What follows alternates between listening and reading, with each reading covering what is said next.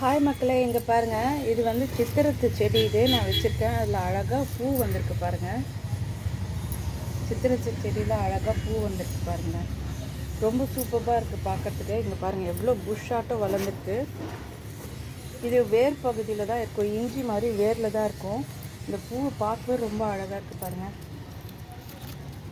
இன்னும் விரியல இந்த பூ. இது விரிஞ்சிருக்கு. லைக் பண்ணோம், சப்ஸ்கிரைப் பண்ணோம் மறக்காதீங்க வியூவர்ஸ். தேங்க்யூ, பாய்.